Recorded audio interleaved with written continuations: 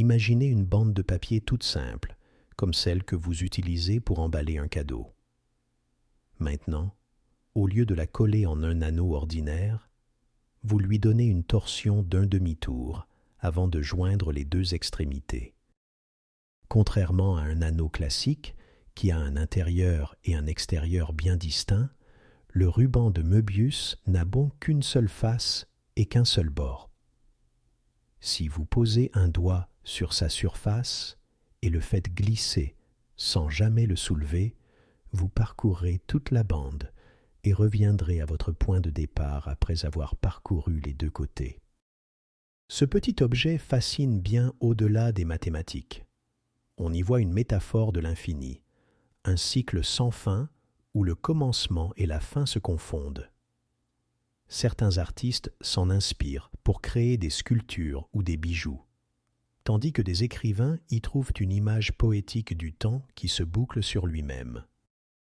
Le ruban de Möbius nous rappelle que parfois, les choses les plus simples cachent les plus grandes merveilles. Contrairement à un anneau classique qui a un intérieur et un extérieur bien définis, le ruban de Möbius n'a pas de fin. Si une fourmi se mettait à marcher dessus, elle parcourrait indéfiniment les deux côtés sans jamais devoir sauter d'un bord à l'autre. Et si le temps, l'histoire ou même nos vies n'étaient pas linéaires, mais une boucle infinie où tout finit par se rejoindre? Cette bande unique fusionne ce qui devrait être séparé, le haut et le bas, l'avant et l'arrière, l'intérieur et l'extérieur.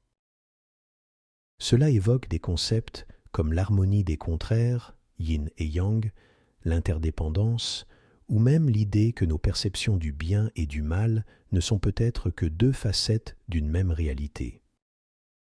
Le ruban semble ordinaire, mais il suffit d'un simple demi-tour pour qu'il devienne mystérieux. Les choses ne sont pas toujours ce qu'elles paraissent. Parfois, une légère torsion dans notre façon de penser peut révéler une toute nouvelle perspective. L'histoire du ruban de Möbius remonte au XIXe siècle, en 1858, lorsque deux mathématiciens, Auguste Ferdinand Möbius et Johann Benedict Listing, découvrirent indépendamment cette forme étrange. À première vue, ce n'était qu'une bande de papier tordu, mais elle défiait toutes les intuitions géométriques de l'époque.